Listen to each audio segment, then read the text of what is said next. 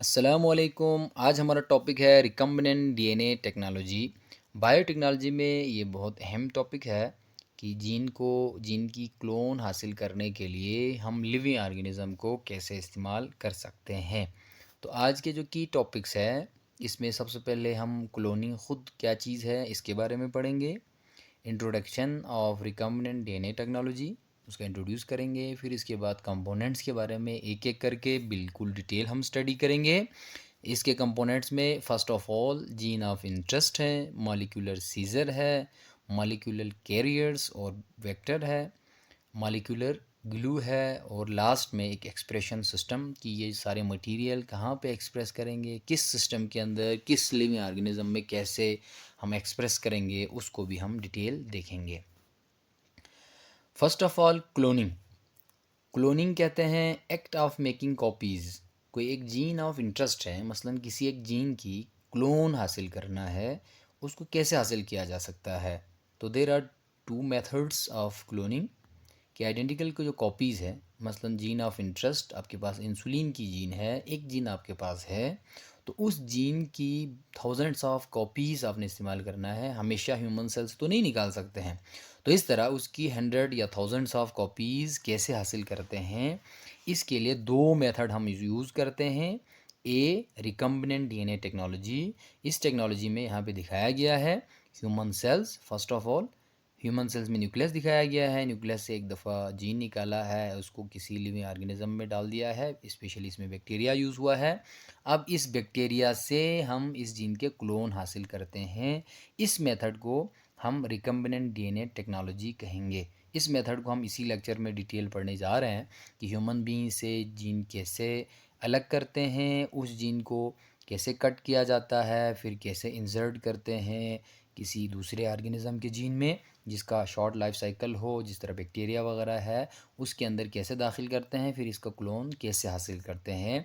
तो आज हमारा मेन टॉपिक यही तरीक़ा है जिसमें रिकम्बिनेंट डीएनए टेक्नोलॉजी है। इसके अलावा भी एक दो तरीक़े और इस्तेमाल करते हैं, जिस तरह पीसीआर मशीन है, पॉलीमरेज चेन रिएक्शन। इस रिएक्शन के तहत भी आपको अगर एक टम्पलेट मिल जाए, एक जीन ऑफ इंटरेस्ट आपके पास हो, इस मशीन को यूज़ करते हुए आप थाउजेंड्स ऑफ कॉपीज़ भी हासिल कर सकते हैं। सबसे पहले हम अपने मेन टॉपिक की तरफ जाते हैं। रिकम्बिनेंट डीएनए टेक्नोलॉजी खुद क्या चीज़ है, इसका introduction. This is in vivo method. In vivo कहते हैं किसी लिविंग ऑर्गेनिज्म के अंदर जिस मेथड को आप परफॉर्म करते हैं उसको हम इन विवो कहेंगे। आउट ऑफ लिविंग ऑर्गेनिज्म हो उसको हम इन विट्रो कहते हैं, यानी इन लेब। इन विवो लिविंग ऑर्गेनिज्म के अंदर किसी लिविंग ऑर्गेनिज्म को ही इस्तेमाल करते हुए आप अगर किसी जीन का क्लोन हासिल करें उसको हम इन विवो मेथड कहेंगे। इसमें दो तीन चीज़ें चाहिए होगी, जिसमें जीन ऑफ इंटरेस्ट हमें चाहिए, फैक्टर कि उस जीन ऑफ इंटरेस्ट को लिविंग ऑर्गेनिज्म तक ले जाने के लिए एक फैक्टर हमें चाहिए होगा, वो भी लिविंग ऑर्गेनिज्म ही हम इस्तेमाल करेंगे। और इसी तरह एक सूटेबल होस्ट चाहिए होगा, स्पेशली बैक्टीरिया है या बैक्टीरियोफेज वायरस है, इस तरह की किसी एक ऑर्गेनिज्म को हम एज आ होस्ट भी इस्तेमाल करेंगे। इस तरह रिकम्बिनेंट डीएनए टेक्नोलॉजी के तहत यानी लिविंग ऑर्गेनिज्म को इस्तेमाल करते हुए किसी जीन का क्लोन हासिल करना रिकम्बिनेंट डीएनए टेक्नोलॉजी कहते हैं। हम इस मेथड को क्यों प्रीफर करते हैं, एक मशीन को इस्तेमाल करने की बजाय हम लिविंग ऑर्गेनिज्म को क्यों इस्तेमाल करते हैं, तो इसके दो तीन हम एडवांटेजेस देख लेते हैं जो कि मशीन में नहीं है। ये वन टाइम प्रोसीजर है कि एक दफ़ा आप किसी लिविंग ऑर्गेनिज्म में जीन ऑफ इंटरेस्ट, जिस जीन में आपको इंटरेस्ट है, जिसकी आपको क्लोन चाहिए होगी, उसको एक टाइम अगर आप इंसर्ट कर लें तो जब तक वो ऑर्गेनिज्म है आपके पास जीन ऑफ इंटरेस्ट दोबारा ह्यूमन बीइंग के सेल से, जो कि एक बहुत कॉम्प्लिकेटेड सेल्स है, लार्ज नंबर ऑफ जीन इसके अंदर मौजूद है, मोर देन 25,000 नाउन जीन है। तो इन सब जीन में से एडवांटेज कि वन टाइम प्रोसीजर है, एक दफ़ा आप किसी लिविंग ऑर्गेनिज्म में जीन ऑफ इंटरेस्ट इंसर्ट कर लें तो दोबारा बार बार उसको इंसर्ट करने की ज़रूरत नहीं है। वो ऑर्गेनिज्म जब तक है आपके पास जीन ऑफ इंटरेस्ट किसी सिमिलर ऑर्गेनिज्म के अंदर भी आप रख सकते हैं, तो वन टाइम प्रोसीजर है। और दूसरा, इसका प्रोडक्ट आपको मिल रहा होता है, मसलन जीन ऑफ इंसुलिन आपका जीन ऑफ इंटरेस्ट है, अगर इसको आप बैक्टीरिया में दाखिल करें, एक दफ़ा दाखिल कर दिया, फिर इसके बाद नेक्स्ट टाइम बैक्टीरिया से आपको प्रोडक्ट भी मिल रहा होता है। जब भी बैक्टीरिया की तादाद बढ़ जाए, तो उसी हिसाब से आपके पास नंबर ऑफ जीन भी बढ़ जाएगा। साथ ही साथ हर बैक्टीरियम से आपका वो प्रोडक्ट मिल रहा होता है। मसलन इंसुलिन का जीन अगर बैक्टीरिया में दाखिल किया जाए, तो बैक्टीरिया से अल्टीमेटली आपको जीन ऑफ इंटरेस्ट भी उसके नंबर बढ़ने के साथ-साथ इंक्रीज़ हो रहा होता है। साथ ही साथ इंसुलिन का प्रोडक्ट भी आपको मिल जाते हैं। तो लिविंग ऑर्गेनिज़्म का ये फ़ायदा है जो कि मशीनरी में नहीं है। और तीसरा एक लॉन्ग टर्म प्रोसेस है, बड़े अरसे के लिए आप इस प्रोसेस को चला सकते हैं। Components of recombinant DNA technology, तो अब हम लिविंग ऑर्गेनिज्म को इस्तेमाल करते हुए जीन की क्लोनिंग कैसे हासिल करते हैं, उसके लिए हमें कुछ कंपोनेंट्स चाहिए होगा। सबसे पहले जीन ऑफ इंटरेस्ट, कि जिस जीन में आपको इंटरेस्ट है, जिसकी आपको क्लोन चाहिए होगी, उस जीन को आप पहले कहाँ से हासिल करते हैं, that is gene of interest. उसके मेथड्स हम देखेंगे। मॉलिक्यूलर सीजर, कि इसको कैसे कट किया जाता है, कट करने के लिए कौन से इंस्ट्रूमेंट हम यूज़ करते हैं। Third one is molecular carrier, कि इसको एक ऑर्गेनिज्म से दूसरे ऑर्गेनिज्म तक कैसे लेके जाते हैं। उसको वेक्टर भी कहा जाता है। उसमें कौन कौन सा ऑर्गेनिज्म इस्तेमाल होता है, कैसे यूज़ होता है, उसको हम देखेंगे। मॉलिक्यूलर ग्लू, इसको ले जाके फिर होस्ट के अंदर कैसे पेस्ट करेंगे, कैसे जोड़ेंगे, मॉलिक्यूलर ग्लू के बारे में पढ़ेंगे। लास्ट वाला एक्सप्रेशन सिस्टम, कि होस्ट को ही आप कहाँ सेव करेंगे, कहाँ पे उसके लाइफ के हवाले से आप देखेंगे उसका क्या एक्सप्रेशन सिस्टम होगा, कहाँ एक्सप्रेस करवा देंगे, उसको हम एक्सप्रेशन सिस्टम। तो सबसे पहले जीन ऑफ इंटरेस्ट, जिस जीन में आपको इंटरेस्ट है, जिसका आपको क्लोन चाहिए होगा, वो आप कैसे हासिल करते हैं, तो वो 3 तरीक़ों से आप इस्तेमाल हासिल कर सकते हैं। First of all by using synthesiser machine और बाय यूजिंग टेम्पलेट। एक टेम्पलेट आपके पास मौजूद हो, तो सिंथेसाइज़र मशीन को इस्तेमाल करते हुए आप जीन ऑफ इंटरेस्ट हासिल कर सकते हैं। मसलन डायग्राम ए में दिखाया गया है कि यहाँ पे न्यूक्लियोटाइड्स, आप फ्री न्यूक्लियोटाइड्स इस मशीन को दे देंगे, एक टेम्पलेट इस मशीन को दे देंगे, तो ये मशीन ऑटोमेटिकली उस टेम्पलेट को, यानी उस मॉडल को, उस जीन ऑफ इंटरेस्ट को, उसमें आपको सीक्वेंस मालूम करना पड़ेगा। आपको न्यूक्लियोटाइड्स का सीक्वेंस मालूम हो, तो फौरी तौर पर उस सीक्वेंस को फॉलो करते हुए ये मशीन खुद फ्री न्यूक्लियोटाइड्स को उसी सीक्वेंस के साथ जोड़ेगा। जिस तरह डायग्राम ए में दिखाया गया है कि इस तरह की अगर सिंथेसाइज़र मशीन हो, वो मशीन आपको जीन ऑफ इंटरेस्ट बनाकर दे देगा। तो इस तरीके से आप gene of interest synthesiser machine को इस्तेमाल करते हुए हासिल कर सकते हैं। Second, from messenger RNA by using reverse transcriptase enzyme को इस्तेमाल करते हुए जीन ऑफ इंटरेस्ट आप मैसेंजर आरएनए से, तो डायग्राम बी में आपको दिखाया गया है कि दरमियान में न्यूक्लियस दिखाया है, न्यूक्लियस से एक जीन जो कि मैसेंजर आरएनए की फॉर्म में कॉपी हो चुका है, इसको हम ट्रांसक्रिप्शन कहते हैं। ट्रांसक्रिप्शन के दौरान कोई ना कोई जीन कॉपी हो रहा है, तो आपका जीन ऑफ इंटरेस्ट अगर सेल से ऑटोमेटिकली कॉपीड फॉर्म में आपको मिल जाएँ, एक छोटे से सेगमेंट के फॉर्म में मिल जाएँ, जिसको हम मैसेंजर आरएनए कहते हैं। इसको रिवर्स ट्रांसक्रिप्टेज़ इस्तेमाल करते हुए, रिवर्स ट्रांसक्रिप्टेज़ से मुराद कि ये आरएनए की फॉर्म में है, सिंगल स्ट्रैंडेड फॉर्म में है। आप सबसे पहले इसको डबल स्ट्रैंडेड कर देंगे। रिवर्स ट्रांसक्रिप्टेज़ का मतलब यही होता है कि वो एंजाइम जो आरएनए को डीएनए में कन्वर्ट करते हैं, फिर उ उस डीएनए को, ये चूँकि सिंगल स्ट्रैंडेड है मैसेंजर आरएनए, उसको आपने डबल कर दिया, फिर डीनेचर कर दिया, फिर इसके बाद 2 जीन बन गया। फिर दोबारा इस तरह इसको रिवर्स ट्रांसक्रिप्टेज़ एंजाइम इस पे एक्ट करेंगे, तो ये फिर डबल होगा। चूँकि ये आरएनए है, सिंगल स्ट्रैंडेड फॉर्म में है, वो डबल स्ट्रैंडेड फॉर्म में, डीएनए की फॉर्म में जाएगा। इस तरह करते-करते आप इसी मैसेंजर आरएनए से भी जीन ऑफ इंटरेस्ट हासिल कर सकते हैं। 2 तरीके हमारे पास आ गए। Third one, by cut and paste method by using the DNA scissor और दी रिस्ट्रिक्शन एंडोन्यूक्लियस एंजाइम। तो इसमें तीसरा कट इन पीस मेथड है, वो रिकम्बेंट डीएनए टेक्नोलॉजी में हम डिटेल देखेंगे आगे। उसके बाकी जीन ऑफ इंटरेस्ट कैसे कट करते हैं, तो इस तरह अगर आप डीएनए से ही कट करके, लॉन्ग चेन ऑफ डीएनए है, उसमें जीन ऑफ इंटरेस्ट को आपने आइडेंटिफाई करना है, उसको कट करना है, करके भी आप इस जीन ऑफ इंटरेस्ट को हासिल कर सकते हैं। 3 तरीक़ों से हम जीन ऑफ इंटरेस्ट, जो कि first component of recombinant DNA technology है, सिंथेसाइज़र मशीन के ज़रिए ए, बी में हम मैसेंजर आरएनए को इस्तेमाल करते हुए, थर्ड वन, डीएनए का एक लॉन्ग चेन ही आपके पास है, उस डीएनए से आइडेंटिफाई करना है और उस जीन ऑफ इंटरेस्ट को सीजर के ज़रिए कट करना है। 3 तरीकों से हासिल कर सकते हैं। अब मॉलिक्यूलर सीजर, इसको कैंची से तो कट नहीं कर सकते हैं, लेकिन कौन सा मटेरियल है, कौन सा केमिकल है जो इस मॉलिक्यूल को कट करने के लिए इस्तेमाल होता है। All those molecules are called molecular scissor. इसमें सबसे अहम इम्पोर्टेंट रिस्ट्रिक्शन एंडोन्यूक्लियस एंजाइम है। रिस्ट्रिक्शन एंडोन्यूक्लियस एंजाइम के बारे में अगर आपको बताऊं कि बैक्टीरिया के अंदर ये होस्ट सेल्फ डिफेंस के तौर पर इस्तेमाल होता है कि बैक्टीरिया अपने आप को बाहर से आने वाले पैथोजन से बचाने के लिए, उसके अंदर एक एंजाइम है जो बाहर से आने वाले पैथोजेंस को या केमिकल को या डीएनए को छोटे छोटे हिस्सों में पीस में कट कर देते हैं। वो हर जीन के ऊपर से कट करते हैं। इस एंजाइम का नाम है रिस्ट्रिक्शन एंडोन्यूक्लियस।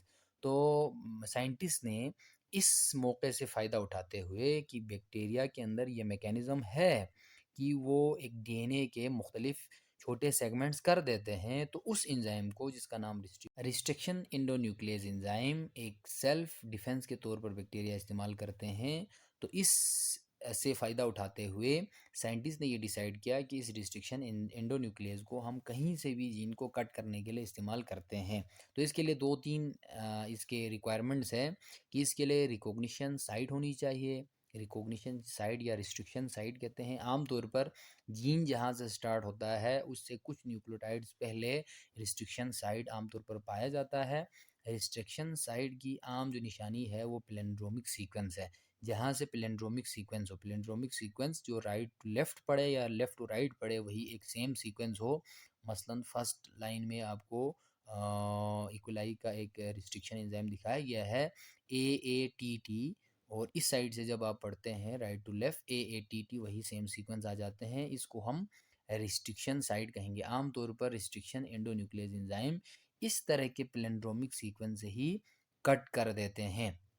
आगे उसका स्टिकी एंड प्रोड्यूस होते हुए दिखाया गया है। AATT एक रिस्ट्रिक्शन साइट है, उसी साइट से ही कट कर देते हैं। तो इस मॉलिक्यूलर सीजर 2 डिफरेंट टाइप के एंड प्रोड्यूस कर देता है। एक एंड को हम ब्लंट एंड कहेंगे या स्टेगर एंड कहते हैं, जिस तरह डायग्राम ए में दिखाया गया है। बिल्कुल स्ट्रेट अगर एंड बन जाए उसको हम स्टेगर कट या ब्लंट एंड कहते हैं।